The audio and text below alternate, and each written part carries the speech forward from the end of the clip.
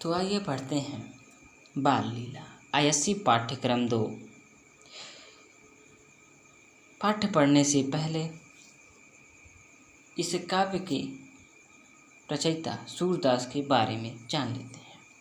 हिंदी साहित्य के पूर्व मध्यकाल भक्तिकाल स्वर्ण युग के सगुण उपासना में लीन कृष्ण भक्ति शाखा के कवियों में सर्वोपरि महाकवि सूरदास का नाम स्वर्ण अक्षरों में अंकित है। इनका जन्म सन 1478 ईस्वी में मथुरा मार्ग पर स्थित लूनकता नामक गांव में हुआ था। कुछ विद्वान इनका जन्म दिल्ली रोड पर स्थित सीही नामक गांव में बताते हैं। सूरदास के अंधदाता सूरदास के अंधता के विषय में कुछ विद्वान मतभेद है। सूरदास के अंधता के विषय में कुछ विद्वानों के बीच में मतभेद है। कुछ विद्वान मानते थे कि सूरदास जन्मांध थे और कुछ का मानना है कि बाद में वे अंधे हुए। सूरदास वल्लभाचार्य के शिष्य थे। गऊ घाट पर स्थित श्रीनाथ जी के मंदिर में पूजा पाठ तथा भजन कीर्तन किया करते थे। इनकी मृत्यु सन 1563 में हुई गोवर्धन के निकट परसौली नामक गांव में। आइए बात करते हैं सूरदास की भाषा शैली के बारे में। ब्रज सूरदास की भाषा मधुरता और सरलता से परिपूर्ण ब्रज भाषा है। सूरदास में जितनी सहृदयता व भावुकता है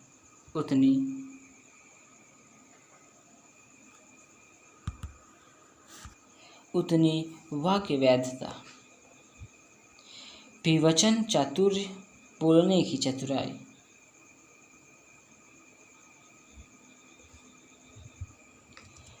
वचन चातुर्य अर्थात बोतल। आइए बात करते हैं सूरदास की भाषा शैली के बारे में। सूरदास की भाषा मधुरता और सरलता से परिपूर्ण ब्रज भाषा है। सूरदास में जितनी सहृदयता व भावुकता है उतनी वाक्य वैधता भी है। वचन चातुर्य अर्थात बोलने की चतुराई भी है। उनकी काव्यगत सौंदर्यता के बारे में जानते हैं। सूरदास कृष्ण भक्ति शाखा के अन्यतम कवि हैं। उनके काव्य में अनेकानेक सौंदर्य दृष्टिगत होते हैं। सूरदास ने श्रृंगार और वात्सल्यता का जितना अधिक उद्घाटन अपने मन बंद आँखों से किया उतना कोई अन्य कवि नहीं। वे श्री कृष्ण के वात्सल्य का कोना कोना बंद आँखों से झाँक आए थे। सूरदास के काव्य में श्रृंगार और वात्सल्य का अनूठा संगम है। इनके काव्य में सरल एवं मधुर ब्रज का प्रयोग है। इनके काव्यों में श्री कृष्ण के बाल लीला का सजीव एवं मनोहारी चित्रण है। सूरदास के काव्य में रूप माधुर्य का सुंदर चित्रण है। अलंकारों का सहज सुंदर प्रयोग है। माधुर्य गुण व वैध रीति का प्रयोग है। पदगेयता व संगीतात्मकता का प्रयोग हुआ है। सूरदास का अपने आराध्य पर अनन्य भक्ति एवं आस्था का सुंदर प्रयोग हुआ है। सूरदास वात्सल्य रस के सम्राट हैं। तो आइए देखते हैं बाल लीला शब्दार्थ। शोभित कर नवनीत लिए घुटुरु न चलत रेणु तन मंडित मुक्त दिलेप किए। चारु कपोल लूल लोचन गुरोचन तिलक दिए। लट लट कनि मधु मत मधुप गन मादक मधु पिए। कठुला कंठ व्रज के हरिनख राजत रुचि रहिए। धन्य सूर एको पल इन्हीं सुख का शतकल्प जिए। श्री कृष्ण के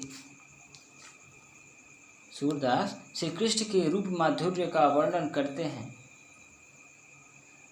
महाकवि सूरदास कहते हैं, श्री कृष्ण के रूप माधुर्य का वर्णन करते हुए महाकवि सूरदास जी कहते हैं, बाल श्री कृष्ण के हाथों में मक्खन सुशोभित हो रहा है।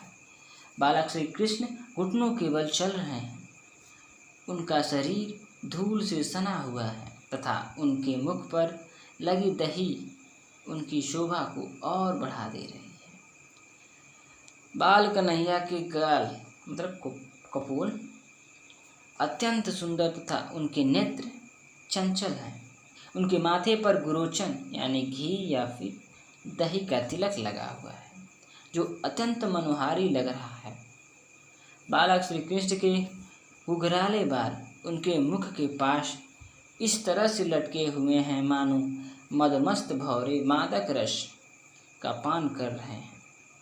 बाल श्री कृष्ण के गले में कठुला अर्थात माला जो शेर के नाखून का है, उनके हृदय स्थल पर सुशोभित हो रहा है। सूरदास जी कहते हैं कि श्री कृष्ण के बाल रूप का एक पल देखने का सुख प्राप्त करना सैकड़ों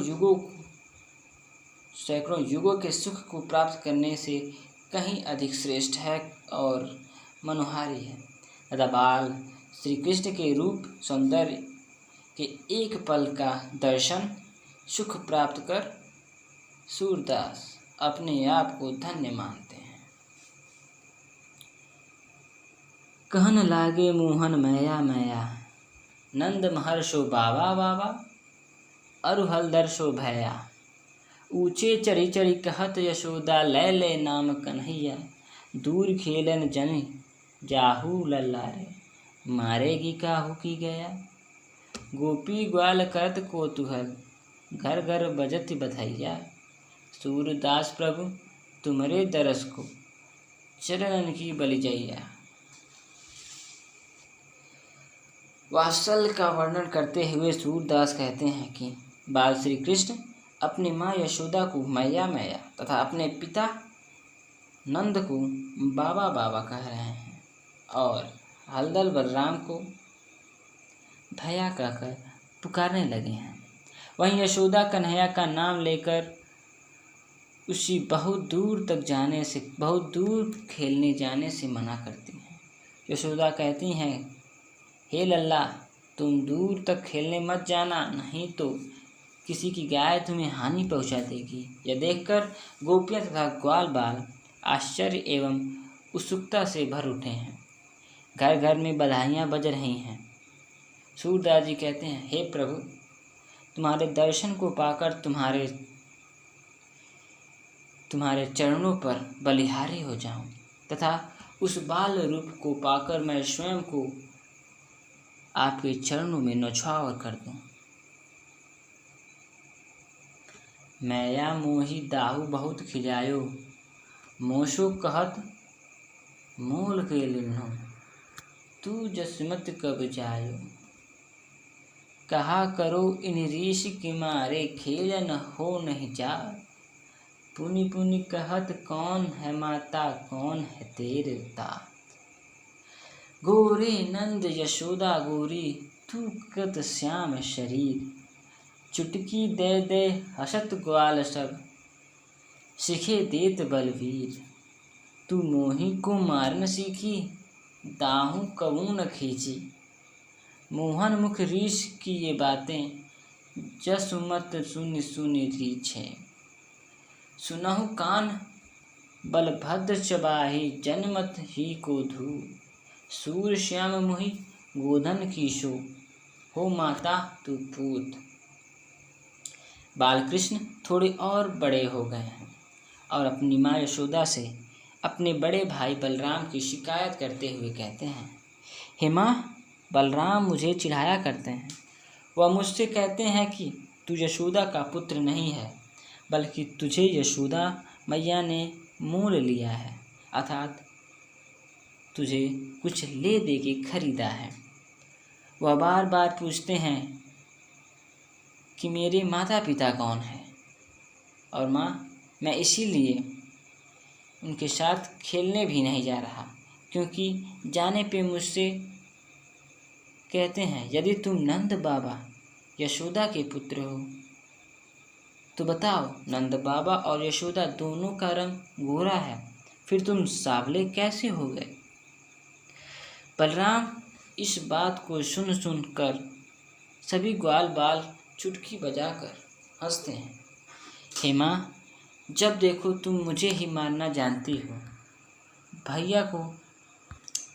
भैया बलराम को कभी कुछ नहीं कहती, अर्थात तुम उन पे कभी नाराज नहीं होती।